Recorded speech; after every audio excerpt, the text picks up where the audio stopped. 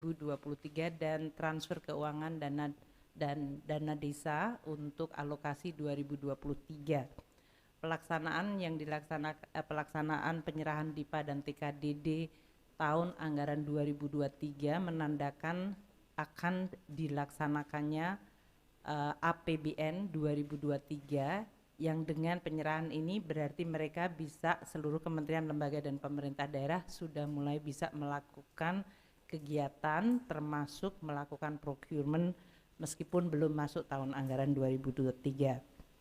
Teman-teman wartawan yang saya hormati, kita mengetahui bahwa APBN bekerja luar biasa sangat keras pada tahun 2020 hingga 2022 ini di dalam menangani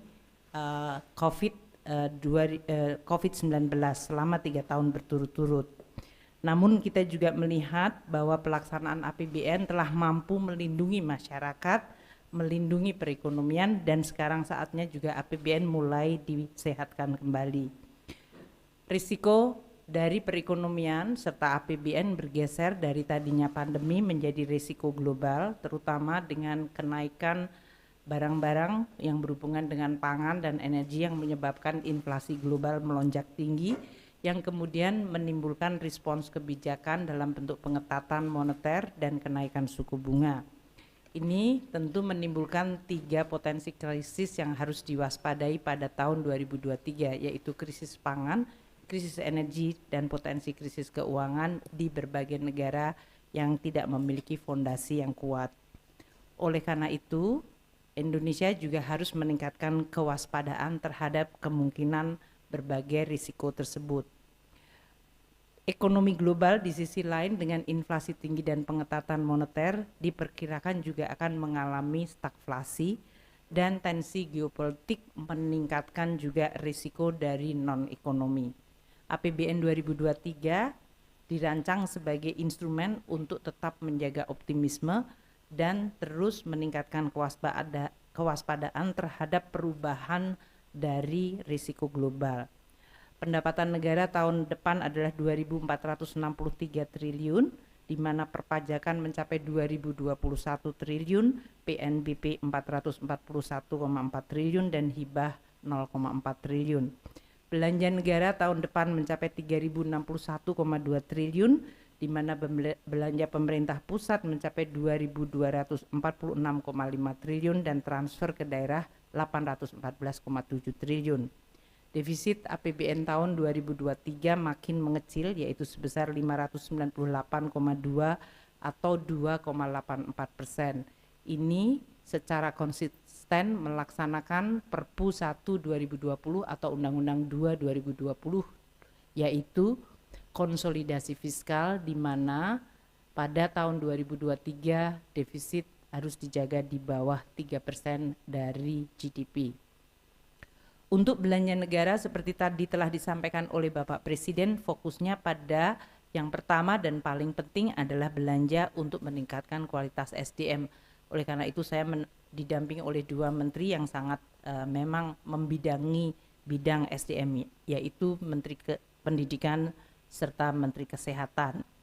Yang kedua, belanja juga difokuskan pada penyelesaian proyek-proyek strategis nasional infrastruktur untuk mendukung transformasi ekonomi dan pengembangan ekonomi hijau termasuk pembangunan IKN. Kita juga terus memperluas dan memperkuat dan mereformasi jaring pengaman sosial seperti yang disampaikan oleh Bapak Presiden dengan memperbaiki dan memperbarui data-data kemiskinan masyarakat rentan melalui survei register ekonomi dan sosial. Layanan kepada masyarakat terus ditingkatkan dengan reformasi di birokrasi dan reformasi di kementerian lembaga.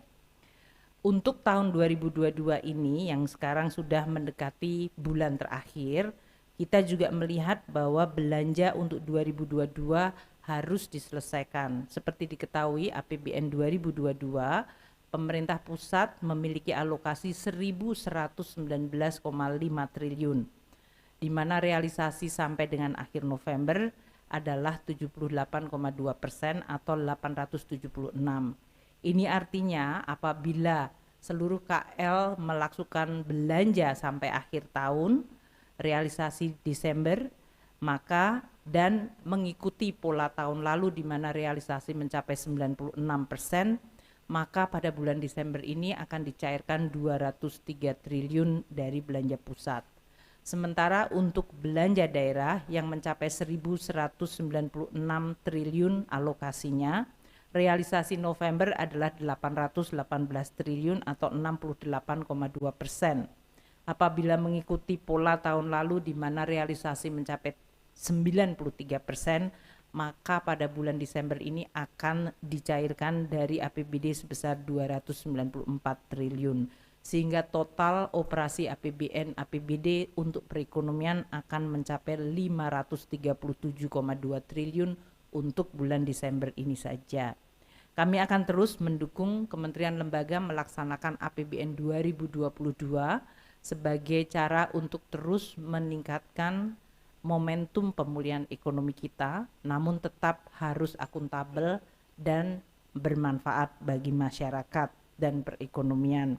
Sedangkan untuk 2023 kita berharap para kementerian, lembaga, dan juga pemerintah daerah sudah mulai bisa menyiapkan pelaksanaan secara dini, sehingga APBN pada awal tahun juga bisa langsung dilaksanakan dan memberikan manfaat pada masyarakat dan mengurangi risiko global yang cenderung melemahkan perekonomian secara keseluruhan. Demikian yang saya sampaikan untuk Pak Nadiem dan Pak Budi dari Menteri Pendikbud Ristek dan Kesehatan. Monggo kalau ditambahkan prioritas 2023.